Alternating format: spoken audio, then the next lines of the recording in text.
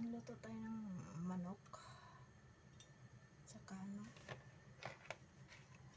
kapsabas. Ayan. Lagay natin yung ano, yung dahil sa kabawang.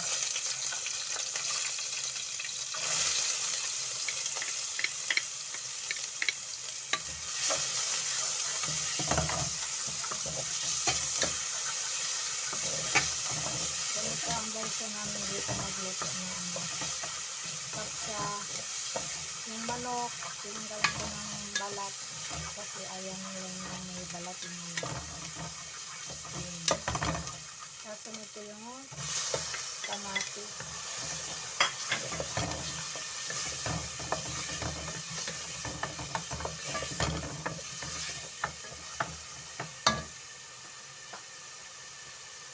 Ilagay ko to, lemon, yung leaves, bay leaves, saka yung cinnamon, saka ito, cardamom.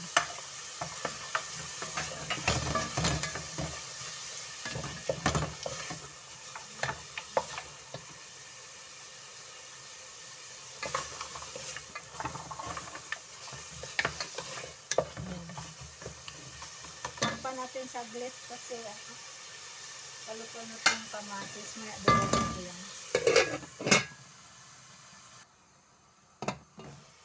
Lagyan lang natin ng asin.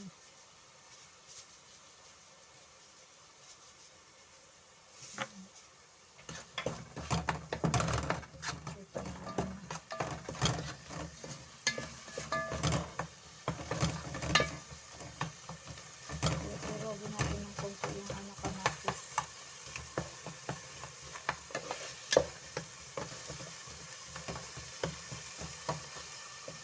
Takpan pa natin.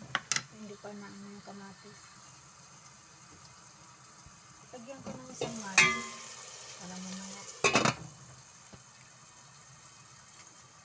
Tingnan ko na kung ano okay na. Medyo okay na yung kamatis.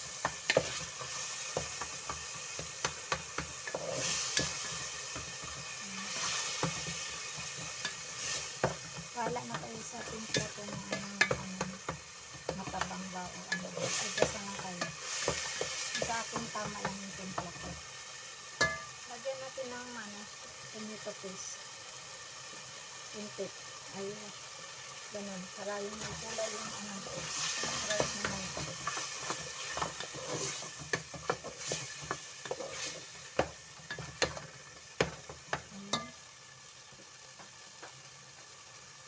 Ito yung ano mas spicy.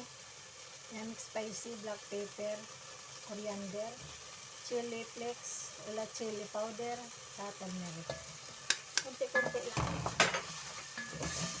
Ang dami lang kasi nga maanghang baka ano. Ayan. Wait lang. Ayan na po. Ilagay na natin yung manok. Tapos lang yun kasi i-oven natin yung manok.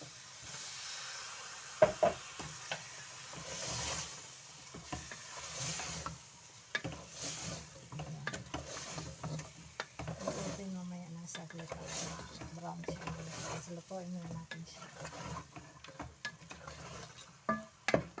Ayan. Okay. Ito yung manok kung nagtubig-tubig na. Ayan. Haluin lang ng konti. Ayan na. Medyo na okay na. Ayan. Yung iba hindi tinatanggal yung balat. Sa amin, ayaw ng amo ko na may balat. Kaya ganyan yan. Kalbo. Ngayon, maglagay na tayo ng tubig kasi nga, i-boil pa natin yan. Ilang, ano, ayan. Ayan. Merong kapsa na kasama yung manok, tsaka rice. Merong kapsa na, ano lang, yung, pagka naluto na yung manok, nag-half-cook na, tanggalin, tsaka ilagay yung rice. Tapos yung manok sa oven. Ito sa akin sa oven. Ayan. Kaya, ayan, haluin lang natin, saka ngayon natin pakuloy ng kasama. Medyo mahapkok yung ano. Yung ano niyan, yung ano, tikman nyo na lang yung lasa, kung may lasa na siya. Pwede na na yung ano, huwag lang dagdagan ng asin. Yan. I-boil lang natin siya hanggang sa ano, maluto yung manok ng half cook. Nilipat ko dito.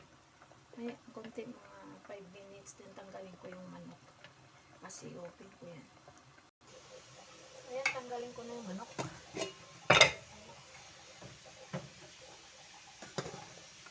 Ito na. Ay, okay na yung lagi sa ano. Isang manok. Isang buong manok.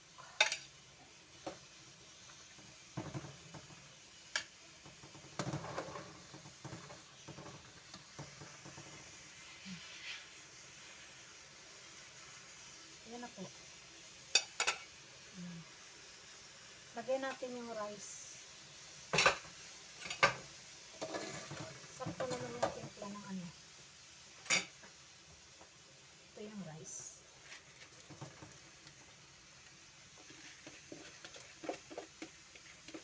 Kasi ulo natin yung manok.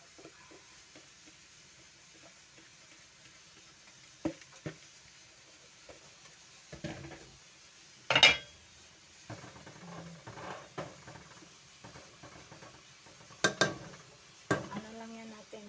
Hinalo ko na. Mamaya haruan pa natin yan. Pakuloy natin hanggang sa mag-dry siya. Ayan po yung manok. Ngayon, nagawa ko ng sauce. Tomato paste. May ketchup konti. Tsaka may bawang. Tsaka mantika. Yan ang pang ano natin sa manok. Para magkalasa pa siya ulit. Tsaka ngayon natin i-ano. Ganito. Ganito ako luto ng ano, matchballs, ula.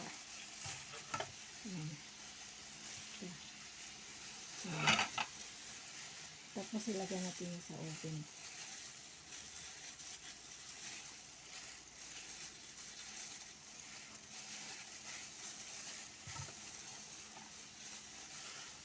Dito kami mag-ano ng ano, gawa ng sauce. Kahit na ano na siya, na nag-boil na dito sa may ano, na may mga buharat. Nilalagyan pa talaga namin ng ganito. Padagdag lasa yan. Ano lang yan, bawang, 3 cloves, tapos yung ano, yung lagyan ng mantika konti, tapos lagyan ng ketchup. Yan, pwede na yan lagay sa oven.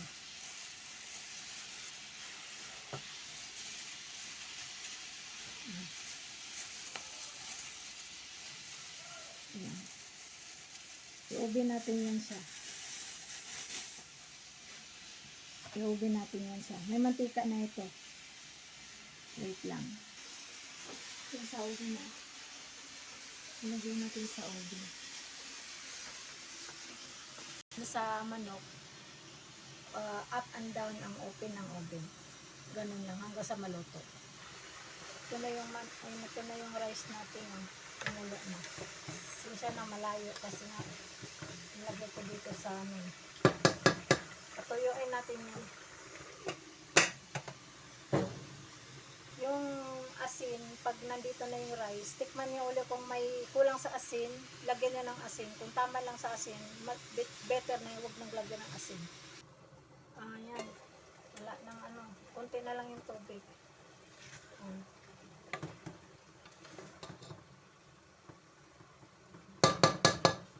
Pa-dry pa natin yan hanggang anukan. Mag-anok na tayo. Okay, wala nang sabon.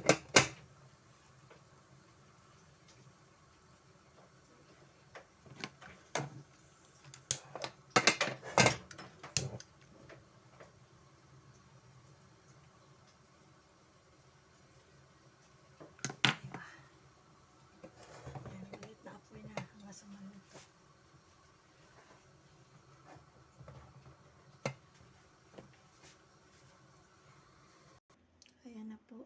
Luto na yung aming kapsa. Bye-bye.